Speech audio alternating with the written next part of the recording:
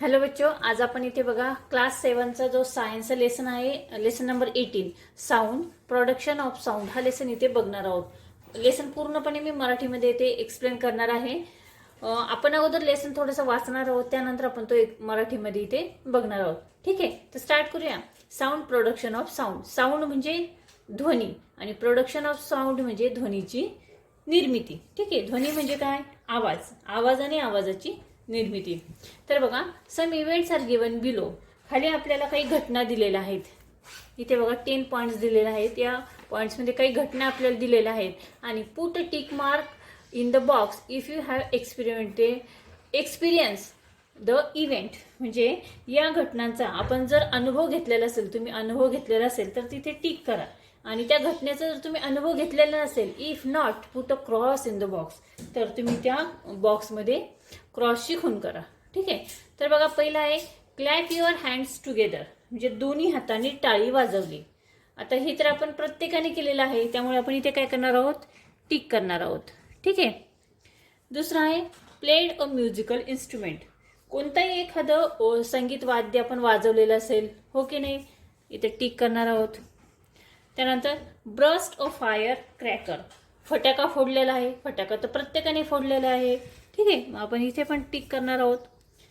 त्यानंतर knock a close door, बंद दरवाजा आपण हाताने त्यावरती वाजवलेला असेल, दरवाजा उघडण्यासाठी आपण नॉक नॉक केलेला आहे।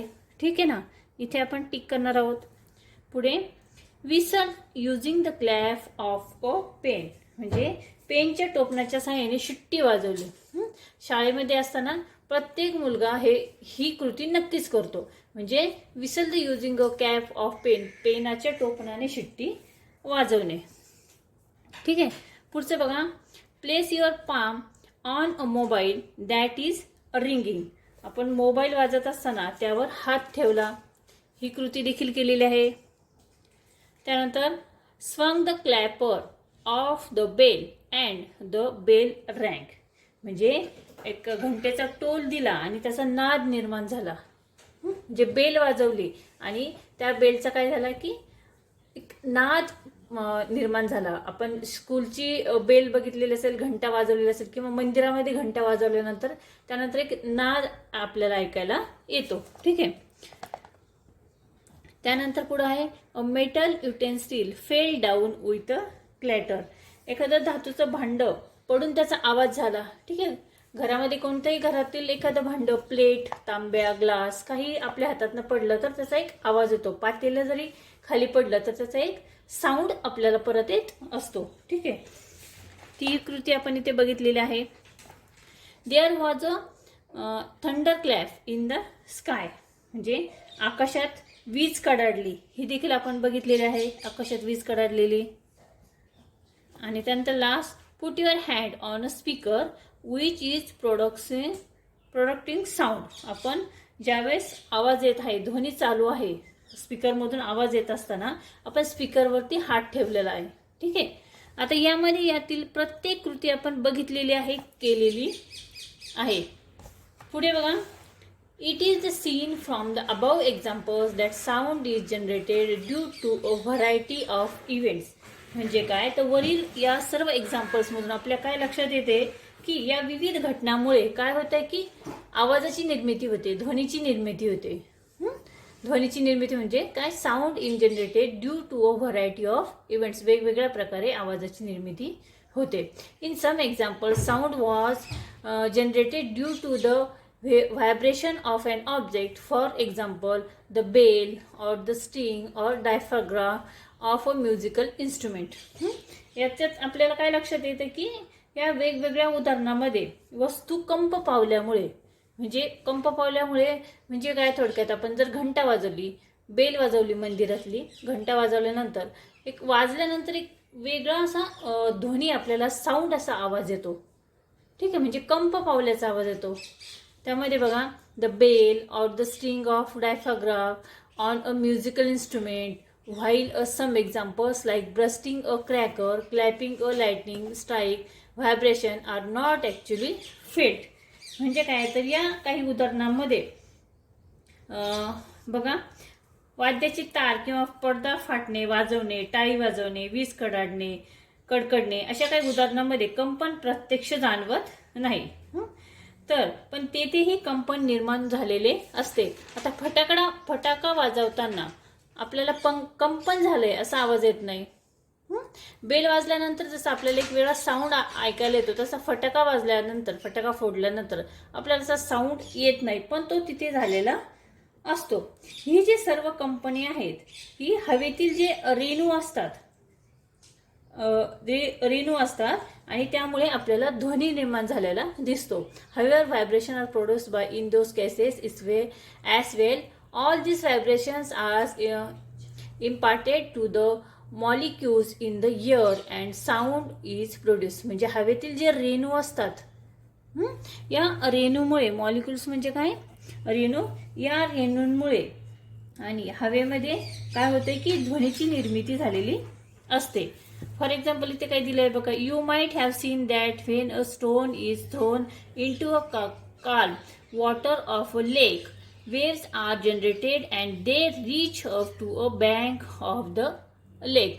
काय म्हटलंय की ते बघा, आपण तळ्यामध्ये किंवा एक मोठ्या तळ्यामध्ये किंवा लेकमध्ये पाणी साठलेलं आहे आणि त्यामध्ये आपण जर पाण्यामध्ये त्या दगड फेकला, त्या पाण्यामध्ये जर आपण दगड टाकला तर आपल्याला सर्कल सर्कल सर्कल असे कंपन झालेलं आपल्याला त्यामध्ये दिसतं. म्हणजे लाटा निर्माण झालेल्या आपल्याला दिसतात. पाण्यामध्ये, संथ पाण्यामध्ये ज्यावेळेस आपण दगड टाकतो त्यावेळेस आपल्याला त्या पाण्याच्या लाटा तयार झालेल्या दिसतात. म्हणजे आतून बाहेर जाताना आपल्याला लाटा ह्या काठापर्यंत जाताना आपल्याला दिसतात.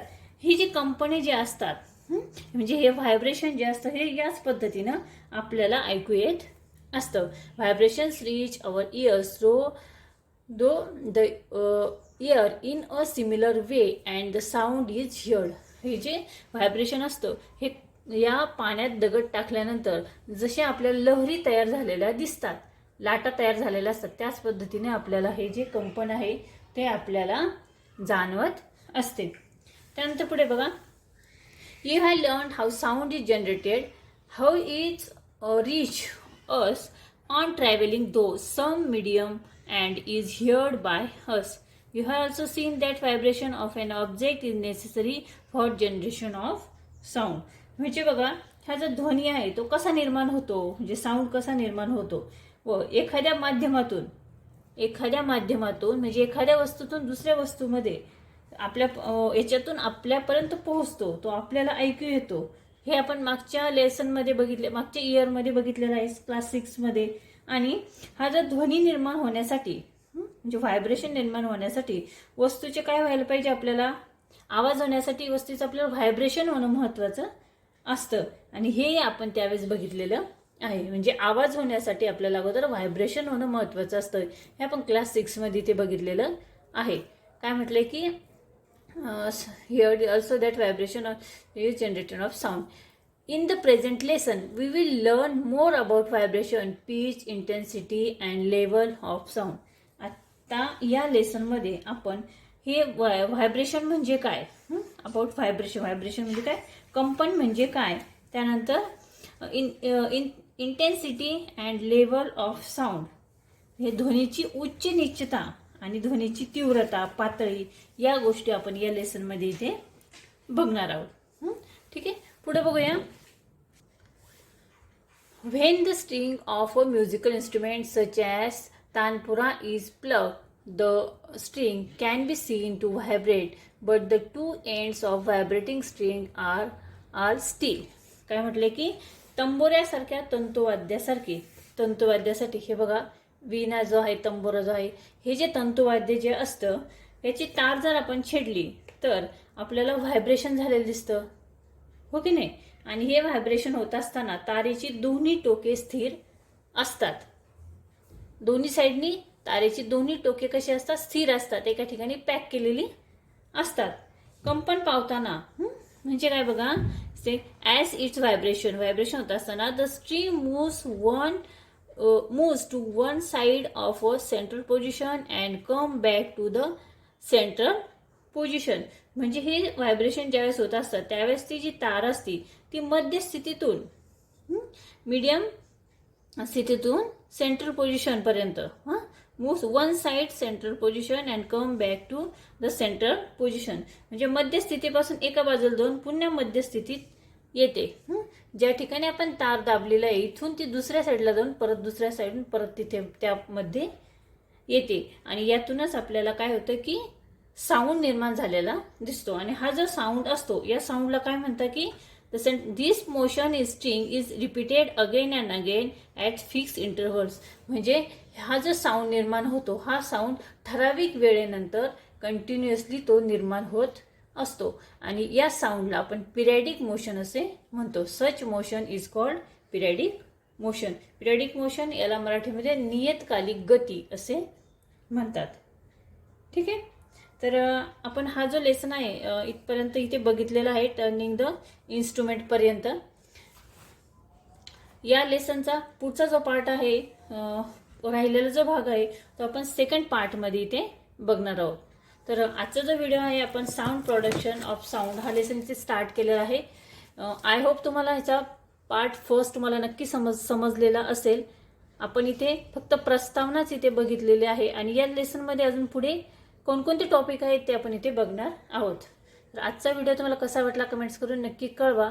व्हिडिओ आवडला तर व्हिडिओला लाईक करा, शेअर करा आणि बेल आयकॉन नक्की प्रेस करा. आपण लेसन नंबर 18 जो आहे साऊंड प्रोडक्शन ऑफ साऊंड हा इथे सिक्वेन्सली आपण 1 बाय 1 इथे पार्ट 1, पार्ट 2, पार्ट 3 या पद्धतीने इथे बघणार आहोत. पार्ट 2 ज्यावेळेस मी इथे तो व्हिडिओ अपलोड करतो त्याची नोटिफिकेशन तुम्हाला लगेच मिळून जाईल. ठीक आहे. व्हिडिओ आवडला तर व्हिडिओला लाईक करा, शेअर करा आणि चॅनलवर नवीन असेल तर चॅनल सबस्क्राईब करा. व्हिडिओ बघितल्याबद्दल धन्यवाद.